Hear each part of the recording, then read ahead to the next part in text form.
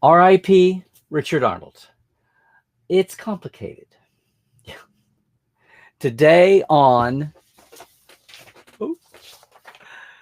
today on hey Trekland Tuesdays Live with me, Dr. Trek, Larry Nemecek, coming at you right here from the heart of Trekland through Portal 47 to bring you the clarity, sanity, and the big picture in all things Star Trek. Hey, everybody. Here we are. It's another Tuesday, or whenever you're watching this later, and good on you. If we're live, everybody's populating the chat here. Hey, if you're watching this later, you're totally welcome to keep leaving comments, of course, either on Facebook or YouTube. But the regular Tuesday bunch is popping in here. If you're an old timer, you know what to do. If you're new, I'll just tell you to please jump in, get the conversation going. I won't get to the chat until after our midway break. And then I'll do the parrot analytics, and then we'll dive into the chat. First, I've got a soapbox to talk about here, one that just came up this morning. You may have seen other plans for today's topic. I'll scuttle them for another week, because today I want to talk a few minutes about the news that just got this morning about the passing of Richard Arnold. And for those of a certain generation, actually not. If you'd been at STLV, Star Trek Las Vegas, the last few years, you'd see Richard out there still doing his thing, being a presence. But I just want to say, for fandom of the 80s and 90s, which is when I came up, Richard was unique. He was ubiquitous. And sometimes he was infuriating. Yeah, that's why I say it's complicated. Look, Richard Arnold passed this morning of cancer he'd been fighting the last few years and related health issues. He had recently moved back to his home, Missouri. I mean, we always say that no one is ever born in Los Angeles, yours truly included. And Richard was originally from Missouri. And his mom, Denny Arnold, used to run the big Trek conventions in St. Louis. One of which I actually made it to about the time I was starting to get old enough to have an income and independent means and travel a little bit. And yeah, in the twice, in 84 and in 86. And the first one, I met Richard roundaboutly when he was doing his trivia, big room trivia. I think it was Kill Time trivia. And I was kind of shocked because I knew most of what he was doing and was raising my hand. It was just raise your hand from the audience. And after a while, it got embarrassing. So I only raised my hand when nobody else knew anything. And he didn't know me from Adam. And after a while, and I didn't really interact until the end of the show when he'd had a room. And he had a set of the Star Trek original series, but that's all there was then. The Star Trek character collector plates, back when collector plates were a thing. And I was in a car driving, and he was flying, and he had one set that he hadn't sold. So he sold them to me for half price going out the door. And he was like, oh, yeah, I remember you. You were the guy with the trivia. Yeah, yeah. But from that time, and then again, I got information, and we invited him to our con, SoonerCon, the original SoonerCon, in Oklahoma City. And at the time, after Next Generation had premiered, I included a copy of this little sucker. Yes, this is a lot of you have never seen this. This is the original look of the first year of TNG1. My original concordance that I did off of 4-head VCR and no scripts. And anyway, Richard jumped up and down over it. He accepted the letter that I sent had one sentence at the bottom. And oh, by the way, this is my guide. Richard, who was working with the writers by then, was with Gene in the writing department, had been for a couple of years since the coming of Star Trek 4, jumped in and said, oh my God, this. And he went on and on about the book, my nonfiction fanzine, basically. And at the end said, oh yeah, I'll come to your convention. Which is a whole nother raft of stories. But basically, here's Richard who had been a fan. He'd been a fan's son and came up in the world of Star Trek. Moved to LA when he had the chance. The Midwest was their oyster there, and fandom, and even a little bit into Europe. And Gene and Majel both got to know Richard as a trustable, as a someone he could depend on, who could keep his mouth shut when needed to be, and grew in stature to the point where, when the world changed for Star Trek in 1986, one of those pivotal years when the anniversary of the franchise was celebrated by the studio for the first time in a big way, when Star Trek 4 came out and blew people away and looked universal, and Spock is on the cover of Newsweek magazine, when those things started to happen, and yes, when the deal was done for what became Next Generation, all that was happening, Gene was back on the lot with some clout and able to hire a couple of people. One for Richard to work in the Star Trek office. This was his card for many years. This is his Next Generation card, Richard Arnold, Star Trek research consultant, which was amazing because no one had ever been in that position before. And so Richard, in those days, and after I got the, thanks to Richard, who took my books and copied them for all the writers in Next Generation, this little sucker turned into, even though this was an encyclopedia, Mike and Denise wound up doing the encyclopedia, but Pocket, in their infinite wisdom, maddening infinite wisdom, had me work on an episode guide, which became the Next Gen Companion, the blue cover that you all know. And Richard had a big part in that, even though at the same time, he could be so infuriating and he could enjoy his position even while being helpful. I know it's kind of insidious, but Richard is really the one when he received that first copy and then saw the misspellings, because I didn't have scripts. I'm taking it totally off, TV. He offered to help me with the spellings. Otherwise, I would have had to go on and bought scripts from Majel, from Lincoln Enterprises.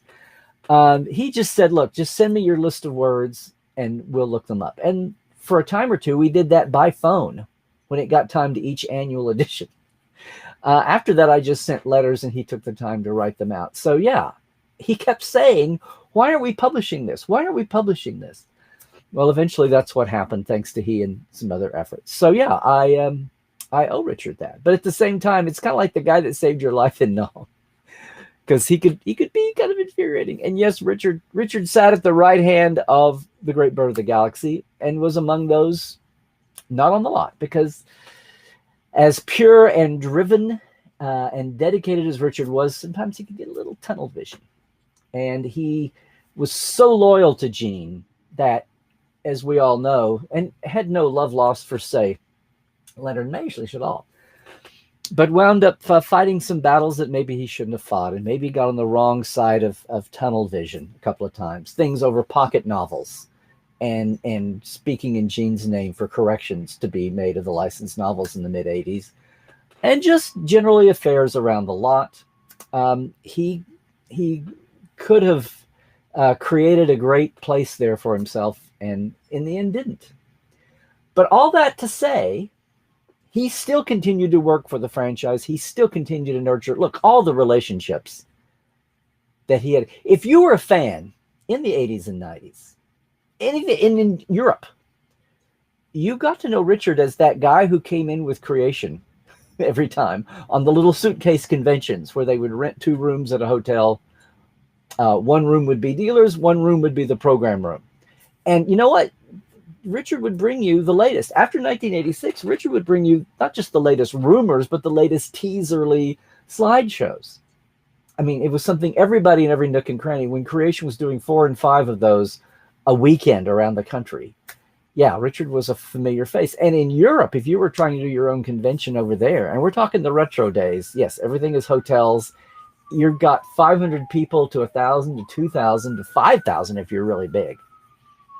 On that scale, Richard was indispensable because he was a great pipeline, and he was a fan who knew how Hollywood worked and was running. And yes, he had his own filter and slant there. And sometimes it got him into trouble. And in the end, it kind of did. Although his relationship with Creation was ongoing, you could still go up and talk to him. He still maintained his card business, among other things. And we all helped each other eventually in the network. Although I'm sure in the beginning I was that wary kid from Oklahoma to keep an eye on. But Richard was the one who invited me for my first set tour as a thank you.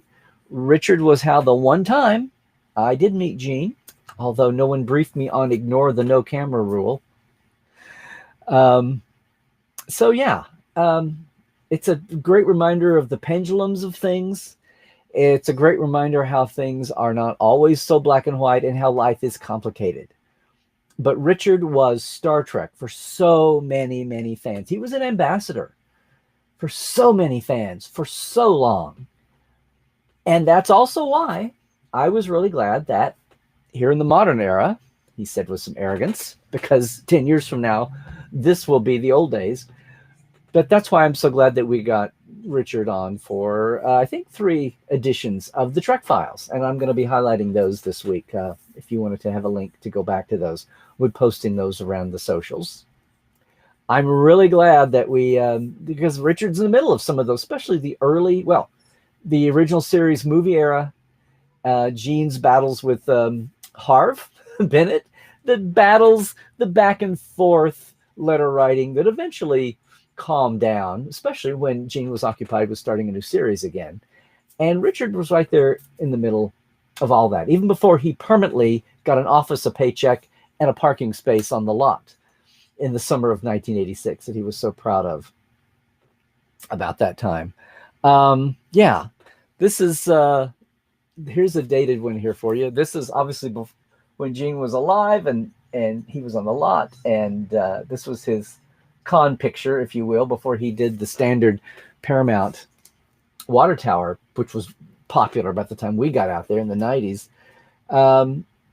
And he signed it to Larry, without whom my job would be a lot tougher. Which is, back in the days I was Mr. TNG guy with the Concordance to a small circle of people and a small circle of fan friends too. So yeah, the last few years, I interviewed Richard for The Companion. And, not on the lot by then. We had to go to his apartment on La Crescenta.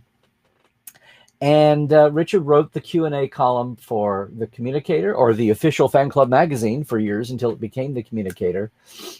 And he did that up until Communicator ended. And then I did what Richard did for the Titan magazine, the official UK Star Trek magazine, which then became the official when Communicator sadly went down on our watch. No fault of ours, though.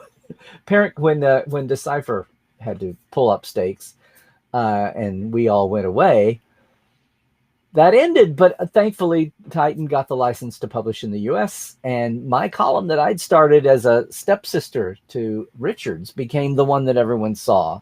And I think I expanded on a little bit beyond what Richard had done. But for years, he was the question answerer there in pages for all the readers of Communicator, and brought news bits from the inside that couldn't wait until he saw you live at a Creation Con or a Fan Con or somewhere across Europe. So, yeah.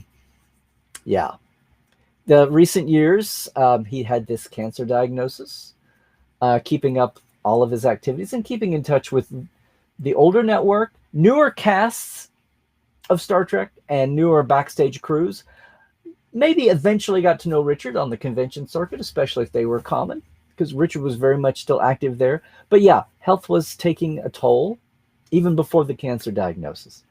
But you could see Richard and he reminded me one time that he was doing Hawaiian shirts before I did. Not that I cared, but Richard pretty much had his Hawaiian shirt routine, his convention uniform until the end. And yes, a couple of years ago, he, what happens a lot of times when people retire here in LA is the cost of living in LA is just too much. And that and several other considerations. Richard moved back to his native Missouri and then came down with this cancer diagnosis. Well, he fought it here originally first and kind of beat it back.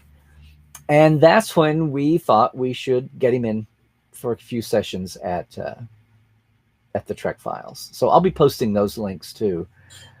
Yeah. If you were a fan coming along in the 80s and 90s, and you felt so isolated from Star Trek HQ, which was LA, which was Hollywood, Richard was that little bit of fresh, first person, first name news reporting that brought Star Trek close to you, the fans, when Gene couldn't be everywhere, when Gene's health went down, and when Gene had passed. And even when he no longer had an office on the lot. Richard was still bringing the news, the information to people, and using the pages of his column. And especially if you were in Europe, my God, you were a whole ocean away, or Australia. Friends around the world, licensing people around the world that he did consulting for. Chances are, if you have trading cards from the 80s and 90s, Richard did the text for those or oversaw it. So, so much of that. Richard was not there. Richard was not part of zine fandom. His mother was. He was really a second generation, but he was second generation by the late 70s and early 80s, growing up in Star Trek. So, yeah.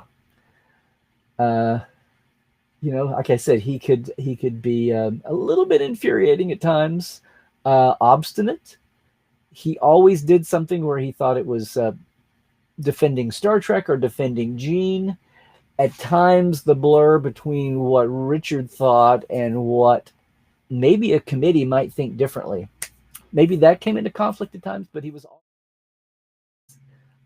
Richard was gay and grew up as a closeted gay, and that affects people who, that's just part of the process here. And of course, he's been out for 15, 20 years, and who cares, right? But that's just another aspect of the personality of someone having to work hard at what they do. When I first met him, he told me he'd given up. He'd worked for a time as a hospital orderly before he came to LA, and maybe after, even before he got the job at Paramount.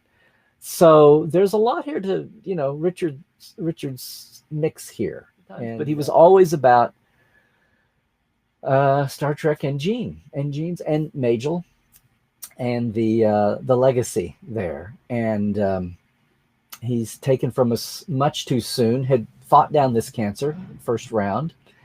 And as happens at times, as happened with the great Michael Piller and others, needed more than one round, one battle, one fight for that. But yeah, there's a big chunk of fandom. Maybe not everybody who's come in with Discovery and the latter Picard and the New Wave, or even the Kelvins. But there's a big chunk of second and third and fourth stage fandom that Richard was your lifeline, live on stage, if not in the pages of the Communicator, back when there was only one magazine, and no one else in the world cared. There weren't 82 different fan news sites and 47 podcasts and 82 YouTubers to bring you all this and endless speculation. No. Yeah, Richard was quite an ambassador for Star Trek, and I'm glad that we got him on. I'm glad that I got him on tape all the times that I did, and I'm glad that we especially got him on for everyone here for the Fact Files, for the Trek Files. I'm sure I interviewed him for the Fact Files at times, or consulted back and forth. Do you have an address for so and so? Do you have an email for so and so now? Yeah. Anyway, R.I.P. Richard.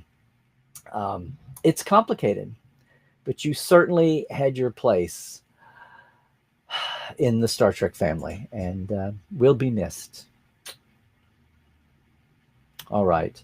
Look, guys, I'm going to take a break here in a second. If you're new to the show, or if you're watching us on YouTube and you always wonder what I mean by the break, come watch us live if you're watching this later. Otherwise, I just want to say very quickly that we'll take this break. I'll be back. We'll look at the Parrot Analytics streaming TV ratings, and then we'll get to the live chat here. This all just broke this morning about Richard, so there you go. If you came looking for that topic I was posting, hang on. I'll bet I'll be back next week with that. Meanwhile, I do need to say, where is everybody? Oh no, I need to add. Hey, I need to add one more name to this, but I want to thank our Patreons in the TTL Club: Blaze K, Robin Wilson, Lawrence Todd, yep, Anne-Marie Siegel, Blake Arledge, Justin Porteous, and Nathaniel Robinson, and our TTL Live Wires: Rusty Harold, Jared Cooper, Eli Irvin, Halbert Gunn Johnson, Jalen Bullock, Gary Williams, Robert McLean, and Casey Shafsky, and Dan Leckie. They're helping us out just a little bit. $5 and $10 levels. I have a very simple Patreon. Patreon's the way that fans can help support their up-and-coming creators by subscription or by one-off projects. I'm at patreon.com/TreklandLive. And yes, we've gradually got the point where we're doing more and more here with the live. And I appreciate all of that help, guys. Otherwise, around the live, hey, on the Trek Files this week, speaking of which, we dive back in our new episode into the fan mailbag back in 1975. You'll love some of these letters from kids and not so kids. To Gene, there's 5 this week. Go over to the Trek Files on Facebook. You can see the letters and then listen to me. And this week, John Champion is back as my guest. We talk about all the things we enjoy about looking at them with the hindsight of the years. They're so cute, but so effusive for Star Trek. Some things change, some things don't. It's podcast.roddenberry.com. And hey, if you have not taken a listen, there's a new Roddenberry podcast called Sci-Fi 5. Every day, a little shorty, and I mean a real shorty, like 5-minute nugget of an anniversary across all science fiction, not just Star Trek, but last week was the anniversary of the first Star Trek convention with a little more insight. Several writers are working on this. So give it a shot and put it in your subscription over there at podcast.roddenberry.com. It's a wonderful little throwback daily, and you don't know where across the genre field something's going to pop up. Meanwhile, we pop up every Saturday at 10 a.m. with Life Support Live. Dr. Ali and Dr. Trek, one of us is a real doctor, going boldly through uncertain times. I hope you can join us live, and if not live, later, right where you're watching me now, on Twitch, Facebook, or YouTube. That's where you can catch us live on Life Support Live. A little Star Trek, a little mental health mashup, and a lot of fun with the Lifers group.